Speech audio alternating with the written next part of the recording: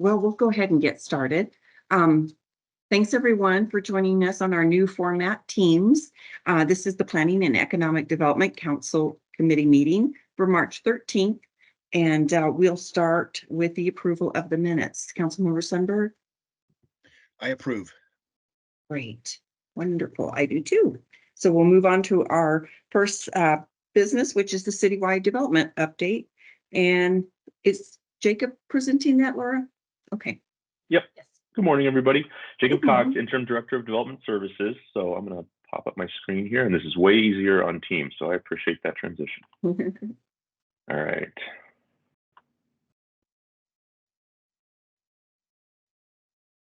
Okay, everybody seeing this? Yes. Perfect. Okay, Councilmember Sundberg seen this presentation at a recent Chamber of Commerce event. So we're going to go, there's a couple updates, but we'll go through that for the rest of the folks here. So a lot of the growth that we're going to focus on here today is in the Northeast. Ward 2 is experiencing a lot of growth based on the airport and the proximity in the 470 corridor. So we'll focus on a lot of that, but then we will touch on some other projects around the city. All right, so as you know, Aurora, 163 square miles of opportunity, strategically located, very diverse community, room to grow, not a lot of places to grow in terms of the opportunities that we've got, particularly in the Northeast corridor, but down the 470 corridor. Very business-friendly city process. We're actively, Laura Perry gave a presentation at the last PED meeting about all the initiatives we're working through in 2024. So we're really trying to refine those, but we've had a really collaborative city process for years. And so we're just working to further refine those and find opportunities for growth there. Unique and innovative solutions. We've got a team dedicated to finding creative solutions to problem solve the things that occur throughout development. It's very challenging, but we work together with developers to try and find solutions to move projects forward. And we're continuing to focus on building partnerships for economic growth. We're partners with AEDC, Rural Housing Authority, and other stakeholders to make sure we're moving things forward together. So these are some of the projects I'm going to touch on, particularly in that Northeast corridor, the emerging aerotropolis, as we call it, Painted Prairie, Highlands, High Point, Green Valley Ranch East, Windler, and then in the commercial side, obviously Gaylord Rockies and the surrounding Rockies Village, Painted Prairie, Town Center, High Point, Rockies Village. Windler also has commercial mixed use, and then some of the industrial development we'll touch on, Porteos, High Point, Majestic, and Full and Wider. So here's a map of stitched in with some of the master plans on the 470 corridor. So we've got 470, 68, 64, 56 up here, just south of DIA, and just some proximity of these projects. And feel free to stop me if you have any questions as I go through this presentation. So we'll start with Gaylord. Obviously, everybody's familiar with Gaylord. Pretty quickly after they opened, you know, the first phase of Gaylord, the initial build was 1.9 million square feet, 1,500 guest rooms. We've already got a second phase approved. 2 projects underway concurrently with interior and exterior enhancements and upgrades. They've got construction pending for a 20% expansion already, given the immense growth that they saw. Rockies Village, important to note, is there's all that space around Gaylord down to 64th, directly across from the Painted Prairie Town Center. There's 160 acres surrounding the Gaylord that has opportunities for further hotel use, commercial use, mixed use, multifamily. So we're starting to work with them now on what that master plan looks like. There is a master plan in place. They're currently looking with the new ownership on what they do around Rockies Village. So more to come there, but that's going to be a really exciting opportunity for the city to further spur the growth on the 64th corridor. Just some images of some of the things they're working on: pavilion, new restaurant in the hotel, some enhancements in the Grand Lodge, and then the entrance landscaping. They've done a really nice job from the onset of the landscaping they've got to get people into the site. Painted Prairie, directly across the street. So this is a good shot looking to the northwest, Gaylord in the distance here with one of the parks. You know, Painted Prairie, first couple phases are now in. You've got 400 to 500 people living out there right now. Great park space and amenities. These developers really went above and beyond in terms of the parks they've provided. So actively underway. Painted Prairie is phase 1. High Prairie Park was built. We've got phases coming into the south. The multifamily project got 56 in Piccadilly is in process. We're talking to them about Pioneer Park. There's an APS school site up here that is probably one of the next ones in their docket. Phase 2 is currently underway. Town Center grading is all occurring right now. The pond, the regional pond on the north part of Prairie Retreat Park is actually being constructed at the moment. So we're currently working with developers on the users coming into Town Center at this point. All the infrastructure for the Town Center is approved and under construction. that's going to really let that town center take off vertically very quickly at this point, because we've spent a lot of time getting that underlying baseline infrastructure approved so they can just go out and find users for those individual pads. And so there's going to be hotels, commercial mixed use opportunities, restaurants. We're working with some groups right now. There's a container park that's going in. We actually have an active application for that, which is going to be some really unique restaurant spaces. So more to come. Oh, go ahead. Oh, sorry. But yeah, this is actively underway, but 640 acres, 4,200 units, around 400 completed at this point. The town center is 59 acres, and then a lot of additional phases under review. Do you have a question? I just wanted to, because I couldn't do it in the chat, but Councilmember Gardner is trying to get it, become a panelist. Sorry. I think I'm in now. It said I had to okay. be let in, but I'm not sure if I'm a panelist or just an attendee. Can you hear me? We can hear you. Okay, You're fine, great. Then I think Councilmember Gardner. I'm right now. Okay, thank you. Perfect. All right, just some imagery of Painted Prairie.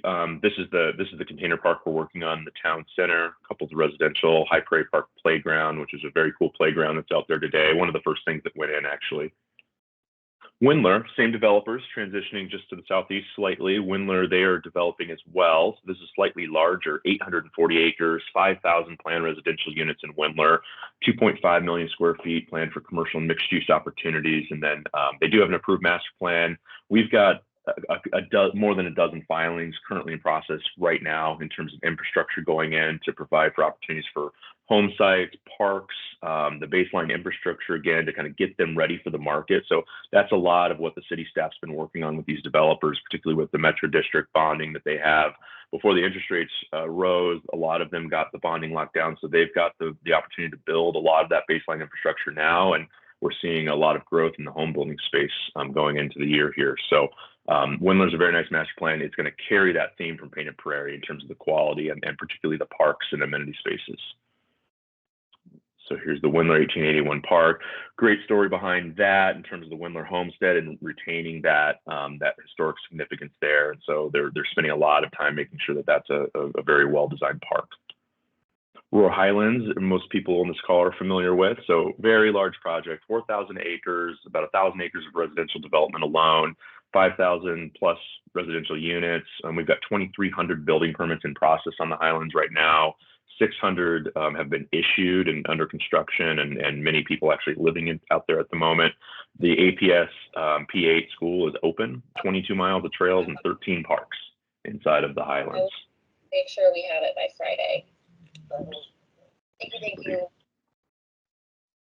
So here's some examples from the Bridgewater Homes, one of the builders that's going in out there. Green Valley Ranch East, and so this is the portion in Aurora, obviously. They've got 588 acres in our jurisdiction, and obviously the Denver side as well. So Oakwood is completing this project. They're moving very quickly. 2,600 planned units within their portion of Green Valley Ranch. 350 are already approved or under construction, and then multiple other filings. I really anticipate this to be fully built out in the next 5 years based on the pace that I'm seeing from Oakwood right now, and we meet with them regularly. All these developers you're hearing about today, we meet with regularly to make sure these projects are moving.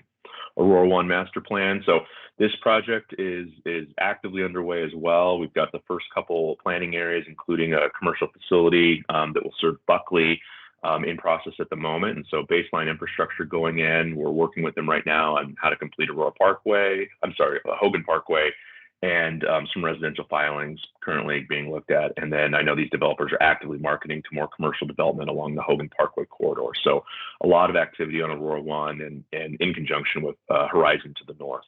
So this will be a very nice mixed use opportunity here off 470 and 70. 154 acres, up to 2.5 million square feet of office commercial and 2,500 residential units planned in Aurora One. And it should be noted, it's not shown here, but there is an affordable housing project just to the west of this on Piccadilly and just south of Hogan Parkway that is actively underway. We just recorded their plat, and that should be permitted here in the next month or so. So actively working on that project as well. That'll provide much needed affordable housing in this area. High Point. So kind of going back up to the north here, that was the big residential stuff. And then I'll go back and start to talk about some of the mixed use and commercial opportunities. So High Point has multitude of uses from the Gaylord. It's very large in terms of their master plan, but it goes across to the east side of 470 and into the industrial portion. But a lot of multifamily mixed use on the 64th corridor. And then we'll get into some of the industrial opportunities there. But this is the High Point Hyde industrial. It does show some of the residential as well, but 299 acres of residential, 126 acres of mixed use, and 126 acres of commercial. So a lot of different uses, a lot of different opportunities here, and we're actively working on each segment of this. Paul Hyde's doing a lot of the industrial development up here off 470 and 64th, just south of DIA. He's got a lot of projects that are underway at the moment, and a lot of active users that are already in operation. So here's some of the Hyde renderings. 4.5 million square feet of Class A industrial is what they're focused on. Very nice industrial space, industrial park right off the corridor there. So going into kind of Hyde, High Point, and Porteos. So here's some further renderings here. Whole Foods Distribution Center, Dollar General Mega Warehouse. They've got a different size buildings, obviously, and this is typical of the industrial developers trying to go from 150,000 square feet up to sometimes 700, 800 to 1 million square feet of space, depending on user needs. Some of the larger distributions, such as Amazon, want that 1 million square foot building. So there's lots of opportunity there. So Porteos, they have a lot of active users in their park. Fine Airport Parking, Costco, Ambrose, Karcher, J. Green is out here as well. So this is about 1,300 acres located within the foreign trade zone, so federal opportunity zone of Adams County Enterprise Zone. So ADC gets heavily involved and helps us bring projects in through some of those programs. Planned office, flex, industrial, aviation, catered to the proximity to the airport, retail, hotel, restaurant. Several buildings are completed, construction's ongoing, and we're currently working to make some of these important connections, particularly as Aerotropolis Parkway goes in, to make that connection up to the airport through ARDA. Day Green rendering, Karcher aerial view, kind of in the winter there of some of the vacant property. So Port Colorado out to the east, very large master plan. So 5,400 acre master plan. This is heavy rail industrial.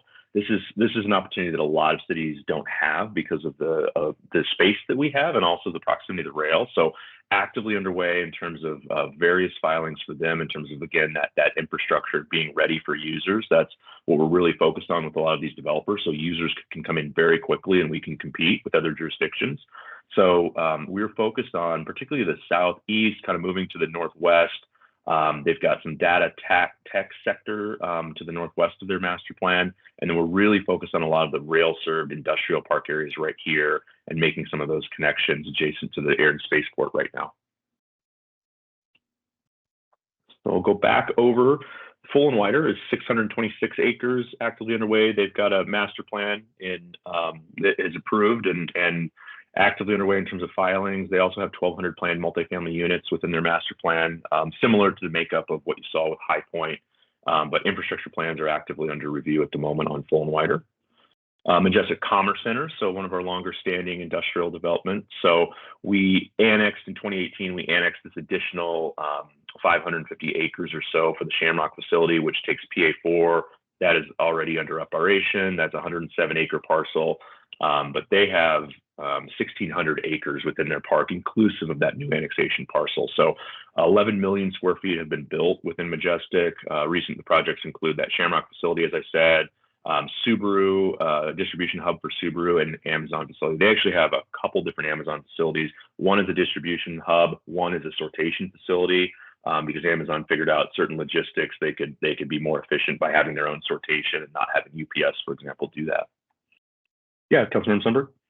Oh, and Food Bank of the Rockies will be going in there shortly. Thank you. Yes, Food Bank of the Rockies, and I have an update for that. We're actively working on getting that permitted. They had a hard deadline of April 1st, and so I think in the next week we'll be able to get that permit issued for Food Bank. So our staff has been very collaborative on that one and working with our friends over at Majestic to get that project permitted quickly.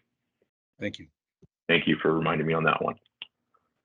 Aurora Commerce Center is just to the south on 26. So this is a smaller industrial park, but still 150 acres. This is between Piccadilly and 470 along the south side of 26. And they've got buildings ranging from 130,000 square feet up to about 600,000 square feet. Several buildings are completed or under construction. They've got just 1 or 2 pads left to construct. So Aurora Commerce Center should be fully built out here soon, given the market demands in this space.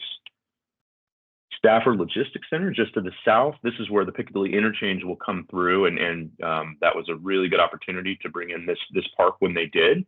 So this view is looking west. The Piccadilly Piccadilly comes down and swings to the east, and then goes along the Lindley's Horizon property.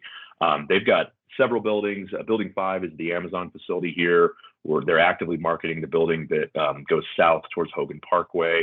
And they've got building 3 is available, building 1 is leased, building 2 is available. So they've got just a couple remaining industrial sites to build out. They moved really quickly to get most of their park built out with a couple additional opportunities. And with the interchange going in, I think we'll be starting to talk about the retail opportunities along Piccadilly. And so that's 368 acres, 4.4 million square feet of planned development, 23 acres of retail commercial area development. And they actually feature a zero water cooling data center, which was huge. The city talks to a lot of data center users, and that's one thing that we've been really mindful of in talking to these users with Marshall Brown and the Aurora Water folks is how do we look at cooling these facilities differently? And Stafford actually brought us a user that had a different approach to, I think it was using glycol, but that's really nice to see come in the door. So a lot of the historic data centers have been heavy water users in terms of cooling those servers. So really nice to have a precedent that we can point to for others that want to come in and work in our jurisdiction.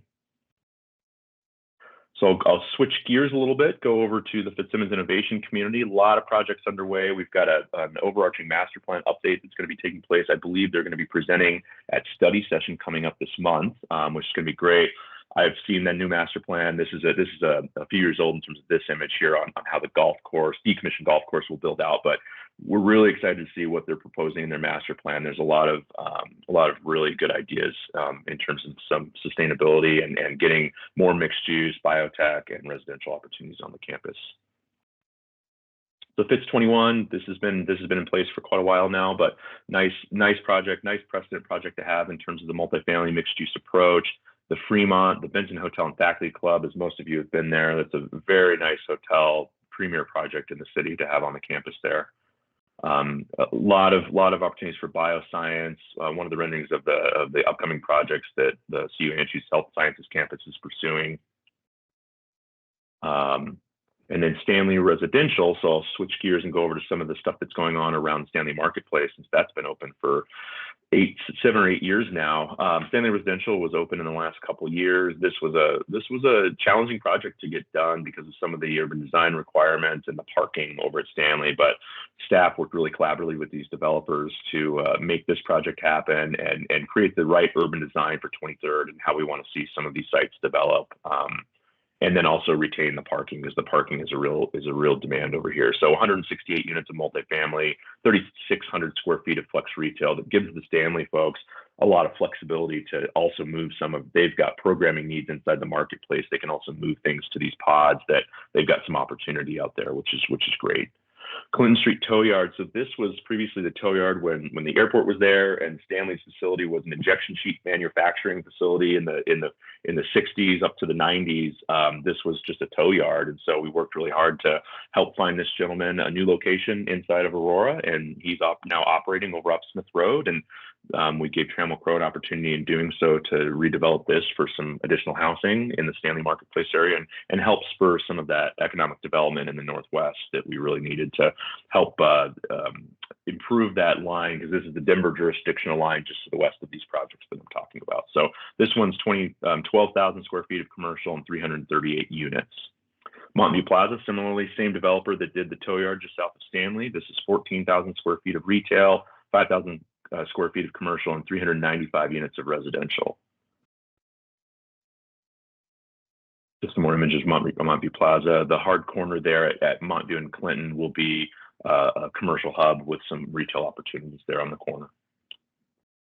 The Point at 9 Mile, this is 100,000 square feet of retail, some commercial opportunity, and 500 units of residential. 2 residential projects are underway right now, including a purely affordable project, which is going to be great. Metro Center, so just across the street from the AMC. This is actively underway. It's been a long time coming for those of you on council that have been around for a while. We finally found a developer that met the city's vision, and so we're working really hard to make sure that that gets accomplished. And so they've got a little over 1,000 units of residential currently in progress between 4 different projects. One of those is an affordable senior project, which is going to be great. That's a niche market that they're pursuing, and then they are actively pursuing a grocery store at the moment and some additional commercial opportunities. So I think Metro Center, you're starting to see some activity. If you go to the city building, you're starting to see a lot of activity out there right now in terms of grading, getting the pond graded along Alameda is what you're seeing right now. That's going to set them up to put in a lot of infrastructure in terms of the baseline roadway and getting these pads ready for vertical development. So Metro Center, I think, is going to actively come out of the ground pretty quickly here vertically, and it's going to look like an entirely different site in the next 5 years. So that is my presentation. I'm happy to answer any questions about those or any projects around the city. Great, thank you. Questions from committee members? I have maybe a comment or two. Yeah. Jacob, great job. Thank you. Wow, we are experiencing some growth. How many We are. cities have this opportunity that are not landlocked and actually have water? And we stand on the shoulders of giants before us, Mayor Hogan and Mayor Tower and other city council members who had the vision for this to happen and growth. We've even left out some developments like Tributary across from Vista Peak, which hopefully will have our first supermarket out here. There is the development around Murphy Creek, even going up to the landfill, and further out to the east, development still happens at Copperleaf.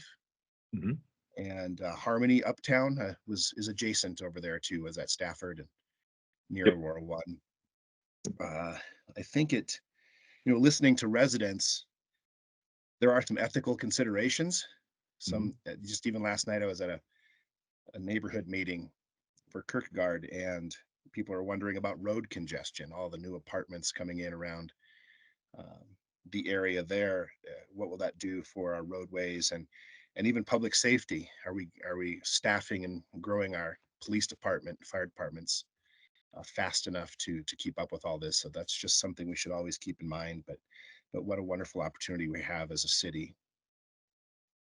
Absolutely. And yeah, couldn't get all the projects in there, but you're absolutely correct. Those are all actively underway as well. I think we've got about, I went through the Office of Development Assistance sheet that we've got where we track everything. We've got about 400 active projects in place at any time. And so when I show you a project like Painted Prairie or Windler or Harmony for that matter, or Councilman Sundberg, there's usually within that one project, there's usually about 20 to 25 different projects within the project between site plans, infrastructure plans, and civils. And so very busy in terms of the volume of work going on, but I think we're doing a great job of keeping up and making sure we're working with developers across the board in a consistent, fair manner. And you're absolutely right in terms of the capital needs. We've got an active assessment underway in terms of assessing our master plan for public safety needs. The fire department's always involved in the master planning process as we look at the growth and where it's occurring, on making sure we're meeting those life safety demands in terms of response times. And so we're very proactive when we look into those things, including traffic. Traffic's part of every review, and we're always looking at the traffic impacts and demands. Thank you. Thank Any you. other, Councilmember Gardner, do you have any questions or comments? I don't. Thank you for the presentation, Jacob. Thank Yeah, you. it was a great presentation. I just, is there any way for you to, because I was trying to count how many units and it was like overwhelming, number of housing units, number of multifamily. Do you have any idea how many will be ready this year that will come on board? I mean, some of them are without. Yeah, I don't have the top of my head. What I was showing you in terms of those were the counts that are part of those approved master plans. And so, for the Rural Highlands, for example, and the other projects that we work on, I think we can work with developers to try and gauge kind of where are we today, where are we going to be based on what we're seeing in terms of the infrastructure and home builders coming in and taking down 300 lots at a time. I think we could start to build that metric. Let me let me think about how we approach that, and we can try and deliver something maybe later at a later PED. That'd be great. And the reason I ask is just, when we talk about the housing shortage, we really have so many opportunities ahead of us with all these developments that you just mentioned, and some further south and so forth that are still active as well. So just trying to get an idea of, will we meet the market needs? Will we be ahead of the market needs?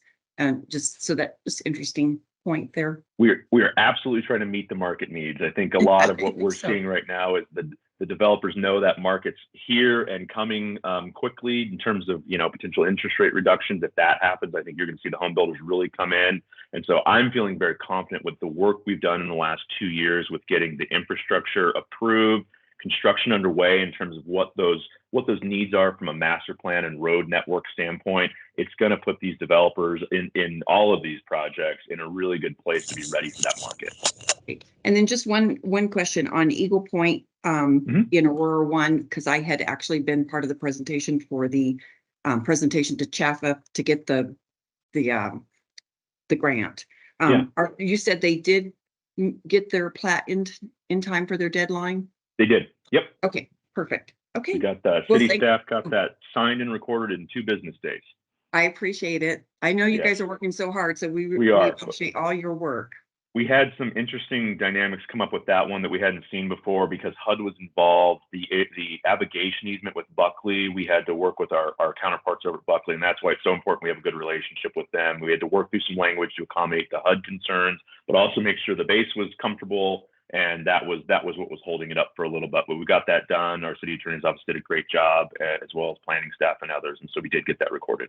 Wasn't there an eagle nest as well? There is an eagle nest over there, hence the name. But there's an active eagle nest, and what we did with that master plan for that project is carve out a tract of open space that the Parks Department will take on maintenance for long term, and it preserves a buffer around that eagle's nest. Great.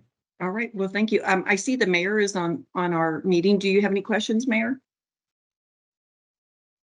Thanks. Just one. Can you is anything going on right now on the Colfax corridor between Peoria and Yosemite? The entirety of that corridor before you get to the campus. Yeah, we're actively looking at that corridor. It's, as you know, it's very ripe for opportunities in terms of some of the redevelopment of those hotels and motels. And so we've seen a couple one-off proposals from some developers that are looking to do some rehab projects. We've not seen a broader effort, but we're actively looking at that. I know Andrea Amneck's group's really involved in the corridor, particularly as it gets closer to the arts district. So, but Mayor, if you've got questions about specific projects, I'm happy to look into anything. I'm just hoping we can do more multifamily. Yeah. In that area. It would make it a lot safer if we got more eyes on the street. I totally agree. Okay. Yep. Thanks. I think I've been told that, is it Brad Pierce that has a question? Yeah, thanks for recognizing me. Just wearing my aircraft noise hat, wondering if there's any concern about, and you mentioned Buckley, Jacob, but concern about building residential up by Denver International that would cause concern for the residents? So we actually, if you notice, let me pull up that map again real quick for you guys. So I'll scroll back to an earlier slide.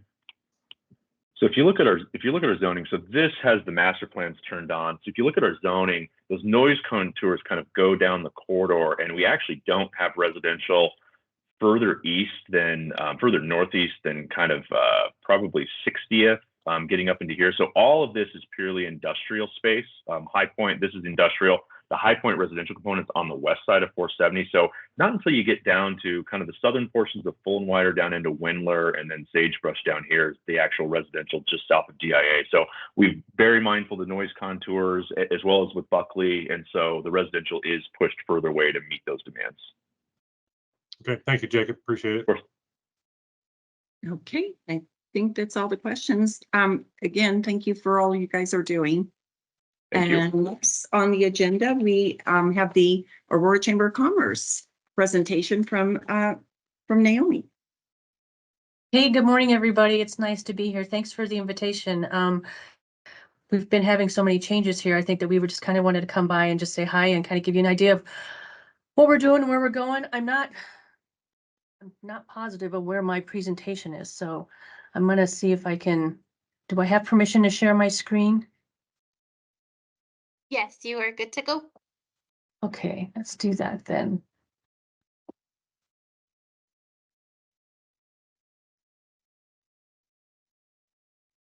All right, share my screen.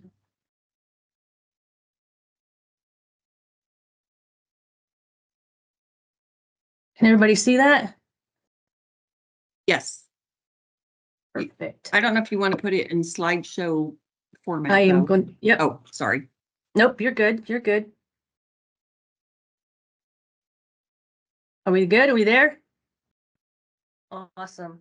So I stole this beautiful picture from Visit Aurora because Bruce lets me do stuff like that and share. So I wanted to kind of give this to you guys, but we were talking about how so many changes are going on over here, but some of the things are staying the same. So I wanted just the opportunity to come before you and just tell you, thank you so much for the invitation. Thank you for letting us be a part of this. You guys always have such great information. I have seen Jacob's presentation like 3 times now, and I just get so excited and so motivated. Françoise, I am also taking notes on numbers. So I always tell people, well, we've got 5,000 here and 45 here, and talking to some of the Buckley leadership in regards to some of that affordable housing, multi-use housing, I think is going to be great for them because that's really what they were requesting. So I think that, it's just exciting to be part of this community. And so I hope everybody starts to feel those vibes off of us at the chamber side and what we're working on. So yeah, I want to kind of get past on. Of course, you all know that Kevin is retired.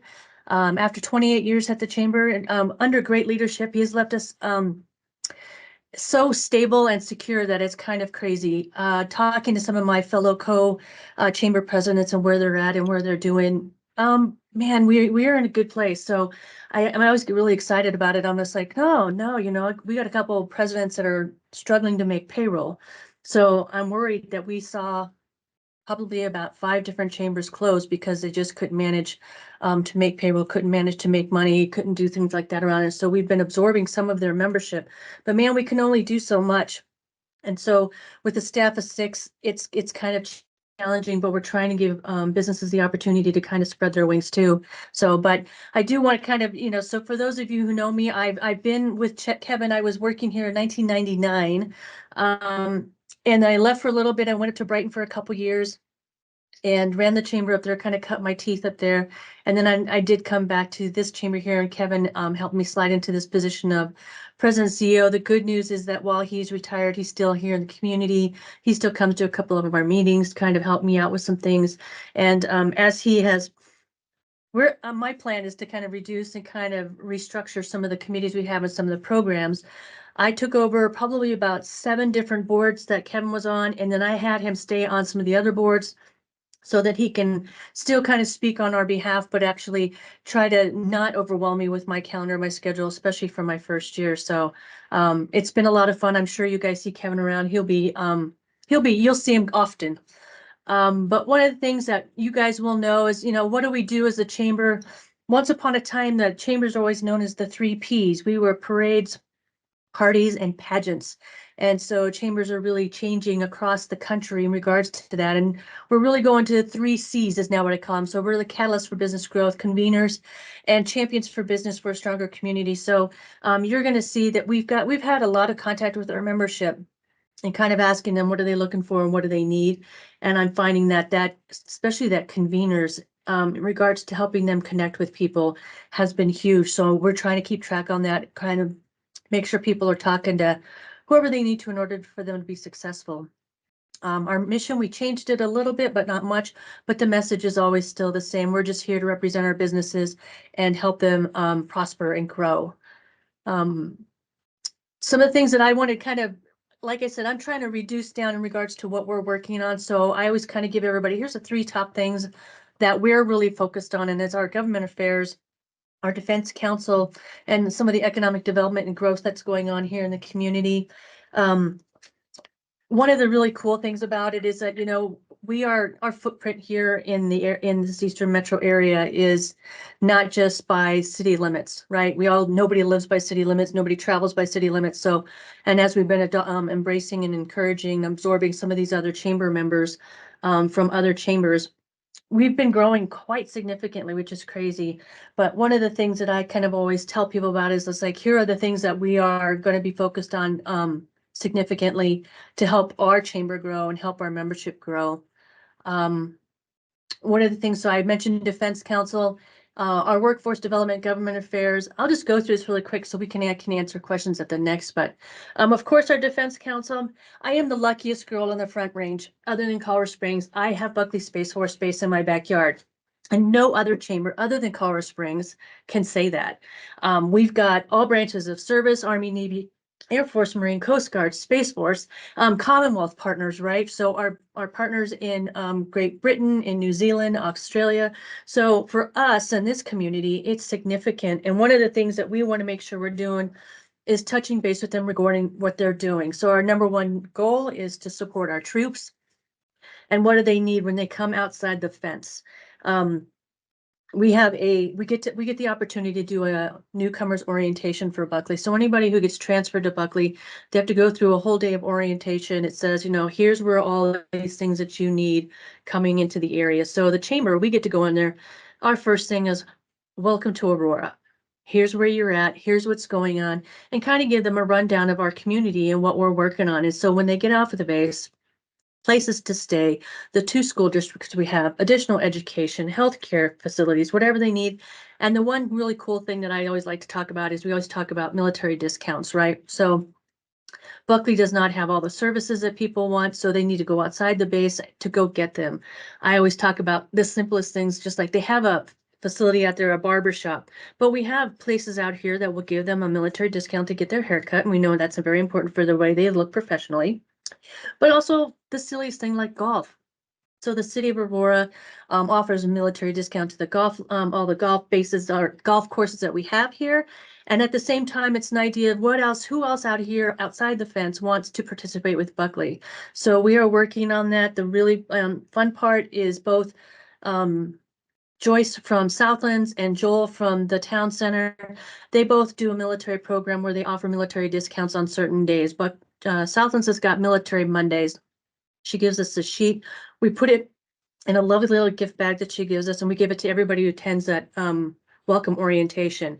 And it's just an opportunity to say, hey, thank you for your service. And then here are some businesses in the area that would love to offer you a discount. That's just the Southlands area. Joel is doing the town center. I want to kind of expand this program significantly. We've got a couple auto repair shops that are offering facilities that say, hey, yes, we can offer you a military discount. And then something very interesting that Fort Carson has done down in Colorado Springs is they offer a garage where people can take their cars into it and repair them if they need to, but it's like, how to fix it. You just need a place to do it. And a lot of apartments will not let you do it on their property. So there's a couple of facilities that are going to have a garage where you can just go in, rent it for the time, fix your car, and then move it out. And you can rent it for as long as you need, depending on what repairs you have.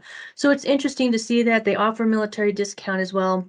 So we're just kind of going all across the board in regards to it to see how we can help our defense guys out at Buckley. We are members of the Association for Defense Communities. This is something new that we just jumped into. This is a great way for Buckley to get the benefit of being a partner with their community. The chamber and the city, we would go out and help get grants in order to do something to benefit Buckley. Liz Rogers from the city, myself, 2 of my board members from our Defense Council went this last summer and to talk to them about what kind of grants are they looking at. And I want to share this crazy wild idea that we got while we were there. There's a place in Alaska and a place in Georgia where they have a landfill that's near 2 miles from their military facility. And the military facility was looking for ways that they needed to increase their energy production. They needed more electricity. So they worked with the power company to try and figure out how to make that happen. And interestingly enough, they used the methane gas from the local landfill, created a methane gas plant, and fed it just to that military base. So we're talking to some people to see if I can get more information regarding how to make that happen. But the grant piece of that is some of the financial burden on that came from the Department of Defense in order to make that happen. But the base itself cannot apply for the grant. It just they need to show that there's a partnership and there's a willing to do it. But the local Chamber of Commerce and the local city got together and wrote the grant and made that happen. So as we see, our landfill is what, 2 miles away from Buckley. There's an opportunity and maybe we can do that. Buckley and the Department of Defense is really looking at more ways of being resilient, going green, not requiring so much pollution, things like that. So we want to try and make sure that we keep on track with that and help them do that. The only challenge we have right now is there's so many different units on Buckley, trying to talk to the right ones and see who that benefits the most. But we're on it. Liz Rogers and I are talking a lot, trying to make sure that we're trying to figure out how we can do that, make that work. In a couple weeks, we will be going back to their second conference for the year. We will be going to DC. And so we'll be talking to some of the legislators that are out there. So if anybody has anything that you'd like us to address, please throw it my way. We will make sure to tackle that. It is an interesting thing. I think we're going to try and see if we can get somebody from council to maybe attend that, at least one of them each year. Just because I think you guys are a little bit more dialed in than I am in regards to that, and Liz can't go this year. So I think Mayor Kaufman and Liz are both going to DC the following week after we go. So we won't have anybody from the city, but we'll plan better and we'll see if maybe next year we can make that work better for everyone. So workforce development. So I sit on the Arapahoe Douglas Workforce Board, and we were talking to them about what's going on in our community. So our membership is really talking about they need employees, right? Restaurants can't participate in events because they don't have enough employees and they would have to close. I think Councilman Sundberg, you can kind of attest to some of that. And so we're seeing that people are looking for not just talent. I mean, you know, they need people that can come in and actually help do the job. Lockheed Martin, Northrop Grumman, our defense industry, aerospace here, we're seeing a lot of that. One of the things that and they want to make sure they're bringing in people, not just stealing it from each other. So we're trying to figure out more ways we can do that and help them out in regards to bringing that talent in. We do see where the Community College of Aurora, the Medical Center of Aurora, they are both doing programs that actually help benefit the medical industry and some aerospace. The really cool program we heard from Goodwill is a facility they're doing over off of Iliff and Chambers. They're turning that into a school. The school will allow for anybody who is over 21 or older to get their high school diploma if they didn't get one. Apparently, until last year, it was you couldn't get your GED. You get your GED, but you couldn't get your high school diploma if you were over 21. But they've changed that where Goodwill has a program where you can go ahead and get that. Goodwill also has 8 different tracks that you can participate in to get education and potential job in the future. My favorite one is the banking one, and I know that sounds silly, but literally it's an 8-week program from beginning to end. It's Monday through Friday. You go through this school, and with the last week of school is job fairs. So 95% of the people who've gone through the program have gotten a job here in the community. The really, really, really cool piece of that is it's free childcare. So we've been watching that. They're going to continue to do that. They are starting this program here in Aurora. It will expand to Colorado Springs, Denver, and the North Metro area, Fort Collins area. And so we get to be the test case. They're going to put 150 people through the high school diploma program, and then they'll take as many as they can for all the other 8 different tracks. I think that's a great way for us to kind of really benefit for our local community to kind of expand their opportunities. And it's just, I mean, it is Goodwill, but the idea is that they've really got all these different programs going on. They have done these different banking programs in Lakewood. They've done another program in Colorado Springs. They're going to bring everything to Aurora and kick it off here as all of these different tracks all at one time. So it's been really interesting. And for some of those people that, you know, college is not an option, Encore Electric has a great little apprenticeship program up off of Smith Road, where they do a program. Once you get in, if you like to work with your hands and you think you'd like to be an electrician, for the first 3 years, they will train you, get you in there, pay you to go there, get you an education, and then after 4 years, you will be a certified electrician. You know, that's a $35 an hour wage. That's a sustainable wage. Then they can afford some of these houses that we're building all in this area that Jacob was just talking about. So we think that's a great opportunity for everybody that kind of see where they can go. We've got from Lockheed Martin has a great program. It's called From a GED to a PhD. If you're interested in getting into there, they have they hired 8 kids from the Cherry Creek Innovation Campus to teach them how to do welding, soldering, things like that. So they were making microchips to put into satellites to send them to space.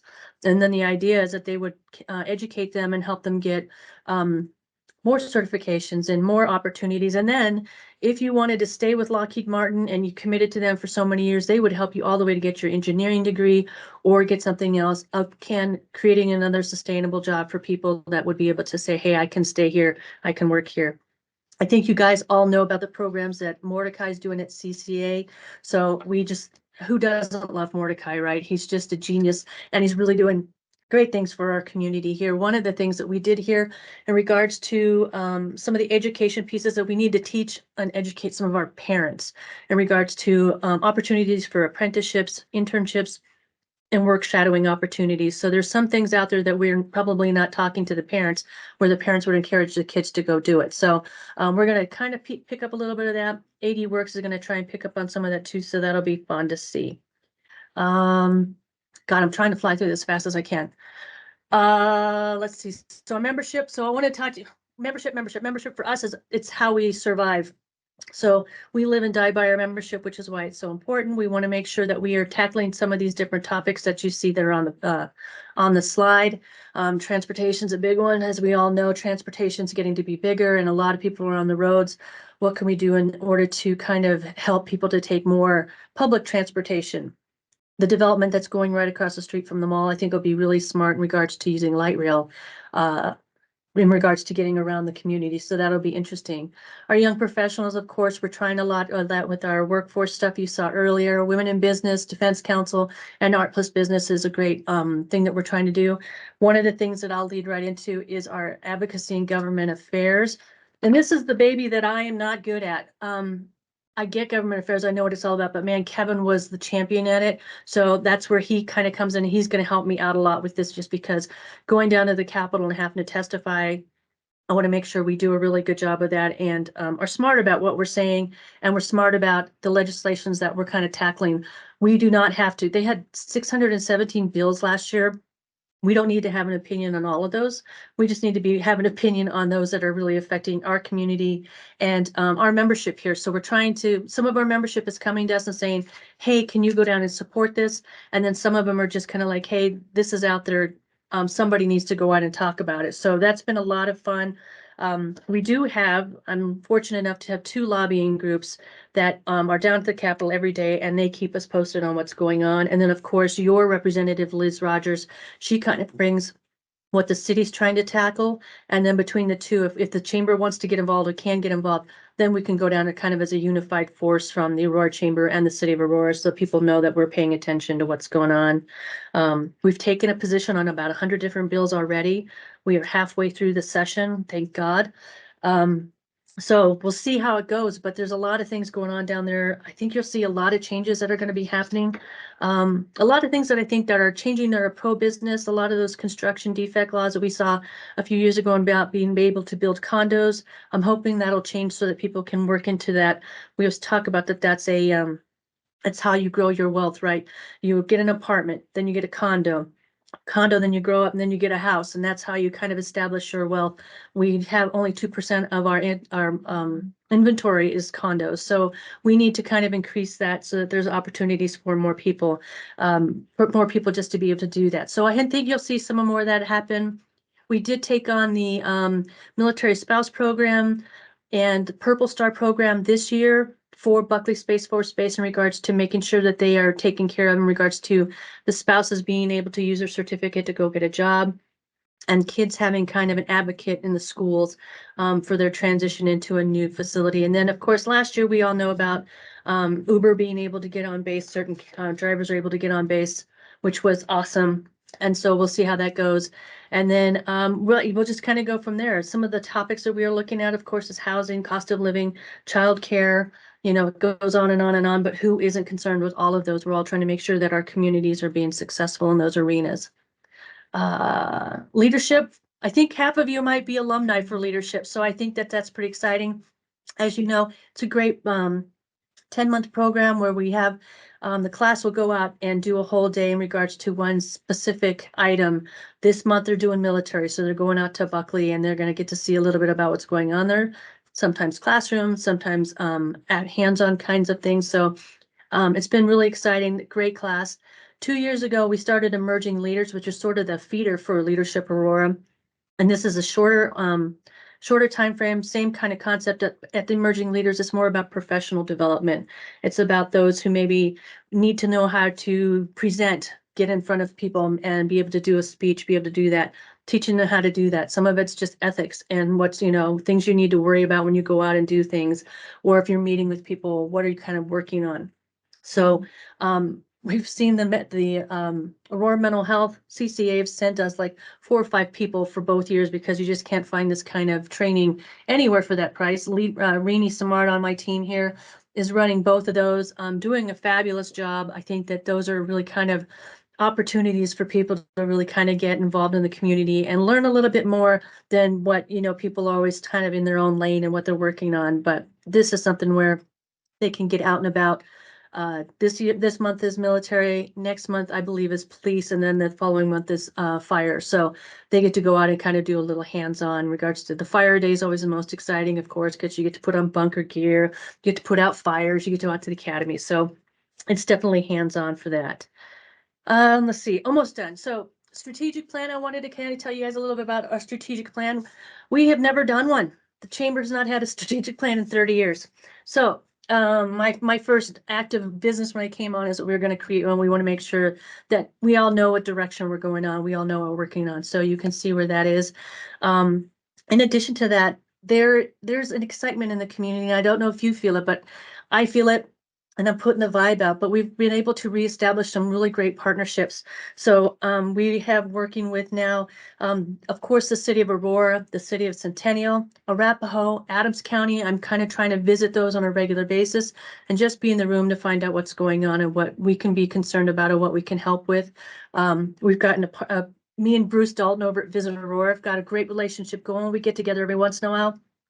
We've exchanged positions on each other's boards. So the simple fact that we can find out what's going on there. We have a new relationship with the Aurora Economic Development Council.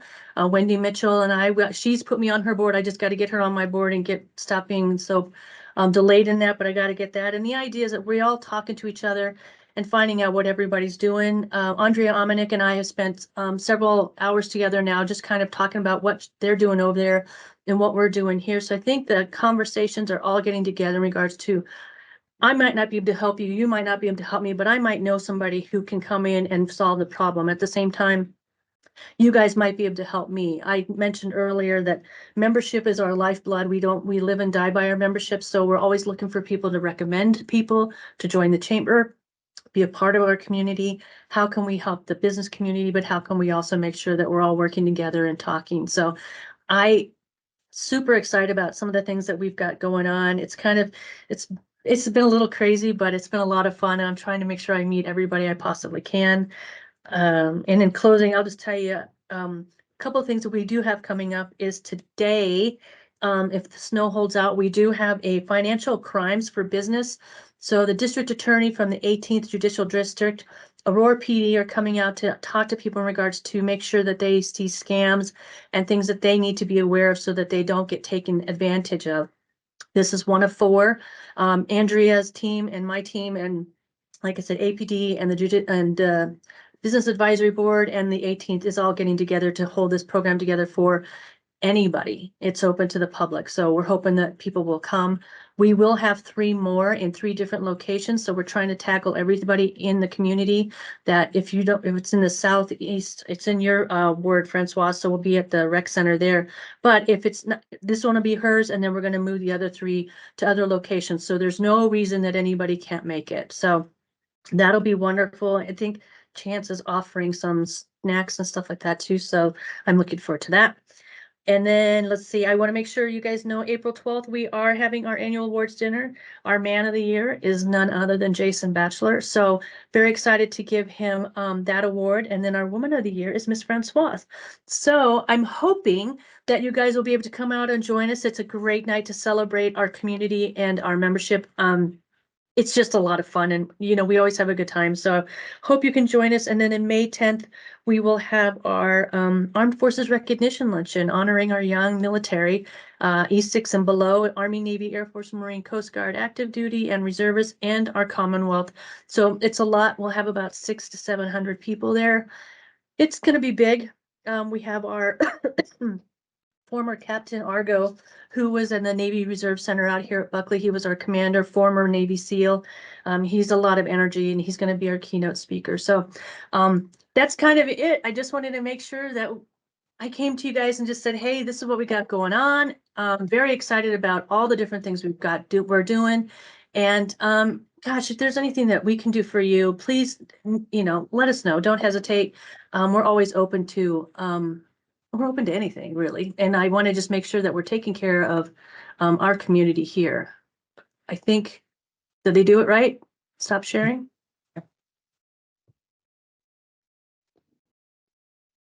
Okay. Are you done, Naomi? I'm done. Yeah. What questions do you have for me? What can I answer for you? Well, great presentation, very comprehensive. Never seen one in my 8 years that gave us so much information. Council members, Sundberg or Gardner, do you have questions? Yeah, I do. Thanks, Naomi, for the presentation and comment, and then a question. Kudos to you. Obviously, Kevin was there for a long time, and it's been a seamless transition, at least from the outside, maybe not internally, but just externally. Kind of seems like operations as usual. So good job, kind of keeping the ship going in the same direction, and all that. So my question is, kind of in the context of the presentation we got just before this, a lot of new businesses coming into Aurora, and there has been over the last several years. Have you guys have you had a pretty good success rate getting those new businesses signed up for chamber membership?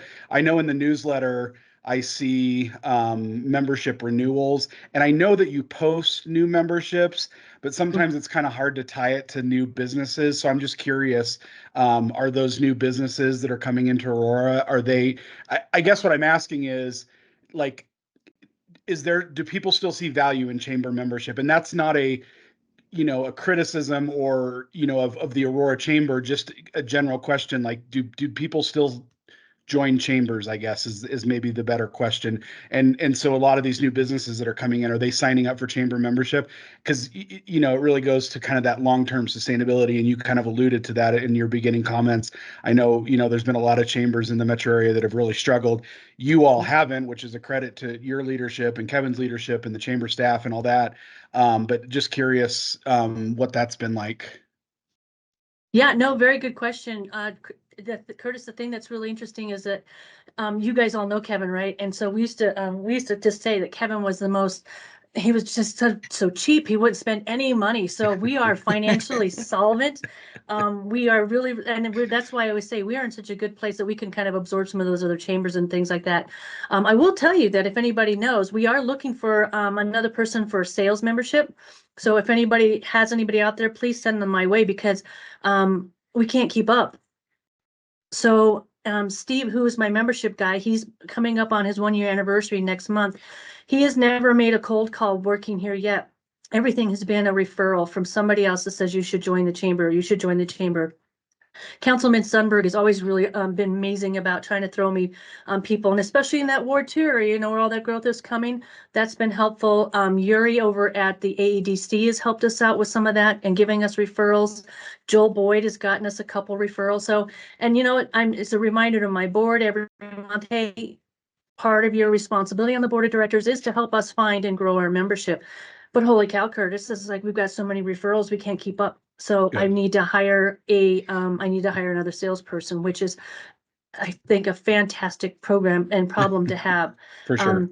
I think with this strategic plan, it was really good for us to kind of really drill down, what do we do?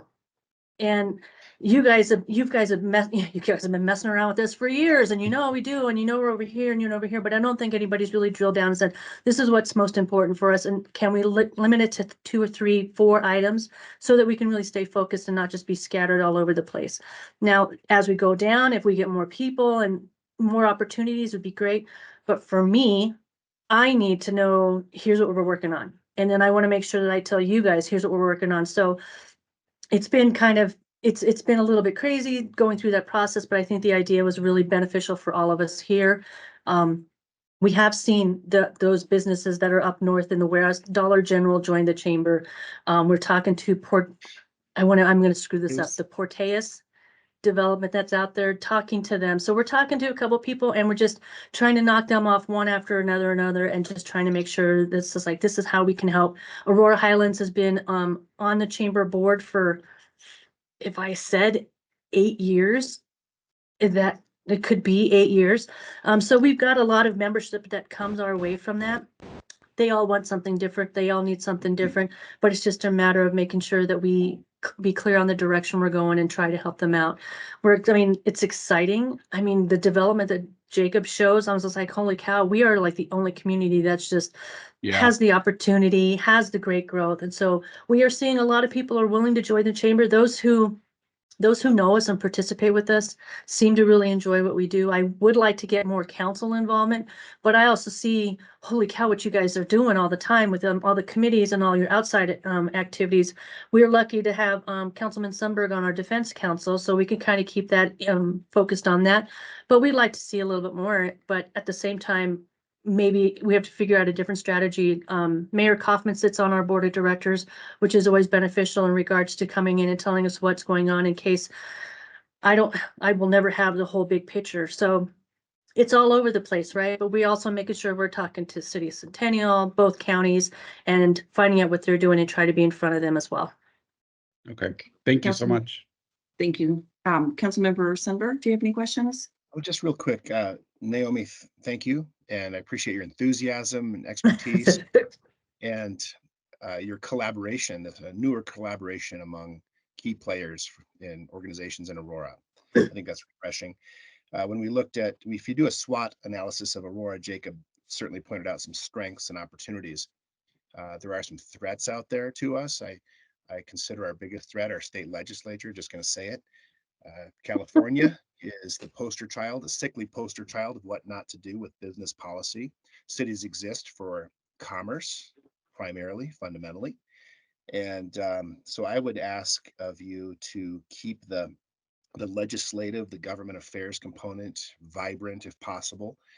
And I could list some things that have scared me recently that are a direct threat to my small business and existence. So I appreciate all you do, and I would ask you to please keep that in mind. We, like I said, we tackled probably about 60 bills already so far that are focusing on business. And our government affairs committee, well, I love them so tremendously. They take a position on the bill and then I have to give it to my board of directors to vote on it. And then we send it to the legislature, but there's a 2-week gap that's there that I can't stand. I can't figure it out, I can't figure it out. I just can't handle it. So that's why I want to be able to tackle bills every week if I have to. If it's virtually and we take a look at it and then we send our name down there, because I don't want to be dormant. And I feel that that's kind of what ends up happening. So trying to make sure that we are staying on top of this as much as we can. So I just met with my lobbyist last night and just said, this can't happen. We need to be on top of it. Can't be a 3-week delay. Because it's almost over, right? It's halfway through and we've only tackled about 100 bills. So I want to make sure that we keep on track of them. So if I have to, I will send everything electronic vote to everybody and just say, okay, tell me what you think about it. Here's the information about what you need to know. Here's the pro, here's the con. Let's get our decision down there. We do have the advantage and the benefit of working with the state chamber, the Denver chamber, AC rep, which is Adams County. I think you probably have 40 chambers from the state on a Zoom 4 times a month. And we're all trying to talk about what different legislation's going on. And we're trying to make sure where do we stand as the chamber and also as the state organizations to protecting businesses in our community. So we're on it. I'm just trying to figure out a better way to streamline it. Thank you. And Steve, if you have something, send it to me because I'm happy to, if it's something that I missed, because 600 bills is a lot. So by all means, send it to me. Okay. I have a question and it's on membership as well. I actually was extremely involved in the Woodland Hills Chamber of Commerce in the San Fernando Valley of LA. and was on their board of directors. And I actually created a membership orientation program. So I was just wondering, do you have a way to spotlight what the chamber does to try to get new members interested in joining? So staff created Coffee with Caldwell. So what we'll do is we put anybody who wants to come to that event in the conference room, and I kind of run through, here's what chamber membership is all about from beginning to end, and then kind of just and we do a little bit more networking that way, but we do like 30, 40 people in the room just to kind of give them, here's what we do. Okay. For some of my older members, I'm asking them to come back to kind of do that so they get to know me, but at the same time, a little bit of a refresher course, right? And so that they can kind of figure out, okay, I haven't figured my niche. I don't know where I fit in. So I want to make sure that I give them that, and the staff just thought Coffee with Caldwell was the best idea ever. So now we do that once a month. It's on the calendar. By all means, if you know somebody who you think should be members of the chamber, tell them to come on in. It's free. It doesn't cost anything. And it's just an opportunity to kind of find out what the chamber does. Great. And I know you guys do a great job with all the ribbon cuttings that are very popular with our small businesses that want to make sure to market themselves. So you guys are great on the ribbon cuttings and grand openings and so forth. Obviously networking is huge for your membership. So you guys do a great job at that as well. So anyway, you did a great presentation. We really appreciate you coming before us and giving us all that. I learned a lot. I had a bunch of notes in here. So thank you. Awesome. Yes, no, I appreciate it. Whatever we can do, like I said, we're just trying to make sure that we're partnering with everybody, keeping in touch with everyone, and making sure that we're going out and doing the best thing we can for our community, right? We want positive business growth. We want, development. We want people to be jazzed about being here. So this is the time for a big transition for Aurora. So I'm excited. One more, I just thought of something, just because Aurora is so large, so huge in territory, connection with different parts of, I know you work with Havana, with Chance, with the Havana bid and so forth, but, and you mentioned Joyce with Southland. So I guess you're pretty well connected citywide. I think so. Between staff and myself, we probably sit on about 15 different boards in the community.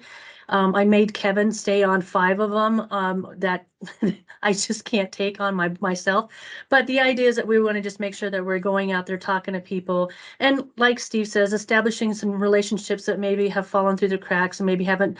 I have, like I said, Andrea Omanek and I have been talking a lot recently in regards to what Small Business Development Center does. So it's been good, and we're just trying to make sure that, yeah. So we're just trying to make sure that we're everywhere and we are talking to as many people as we can. We want to push that positive growth for our community. Okay, great. Well, actually, Marcia is up next on the Small Development Council. Perfect. Okay. Thank you. Thank you. Councilmember. Appreciate it. Thank you. I would like to stay on the recognition theme today, and first of all say congratulations to Councilmember Bergan and City Manager Batchelor for their awards. Those are huge awards, and thank you for your service. And those are well-deserved recognitions. I would like to switch over now to the United States Small Business Administration.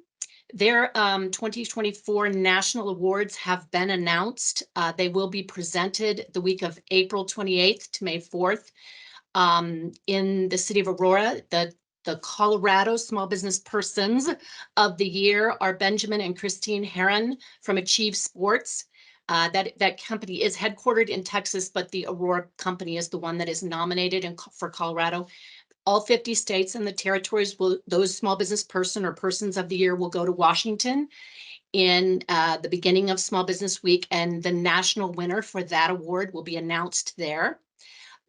There is also a process for an SBDC Center of the Year for Excellence and Innovation. We were nominated and selected to be the Colorado winner for that. We were thrilled with that. Our team was then moved forward to the District 8 level. We were selected to represent from the district level by the SBA to go to the national. It's not really competition. It's an award and a recognition of the good work that you do.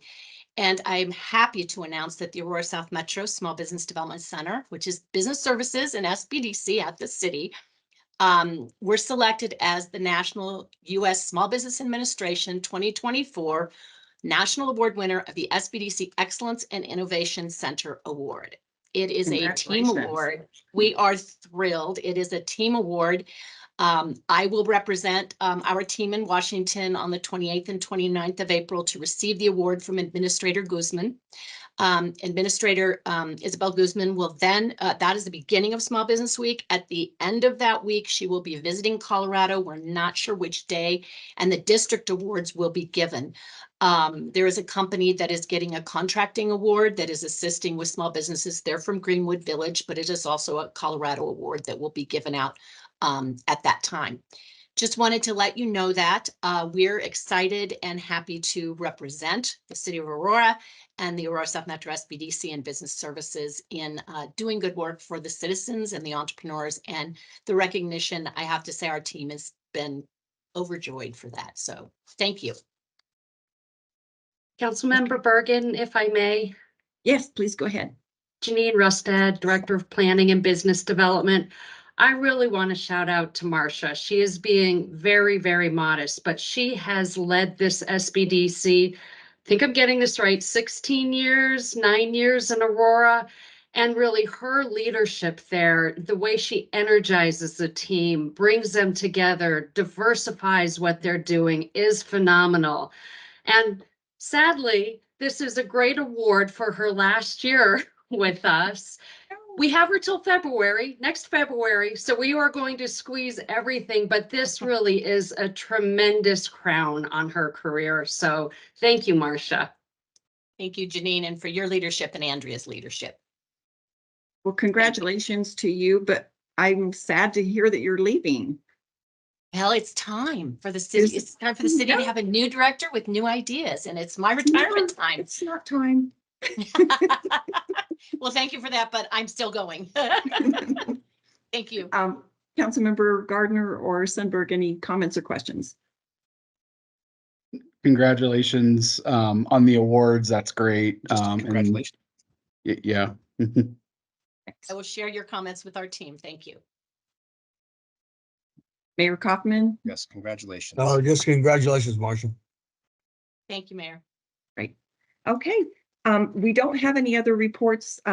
Chance sent us the backup or the information in our agenda packet, so you should have that. Anything else before we close the meeting? Okay, it was a really great meeting. Our next one is scheduled for April 10th at 8:30. So everybody have a wonderful day and stay safe and don't be on the roads tomorrow. Have a good day. Thanks. Bye. Bye.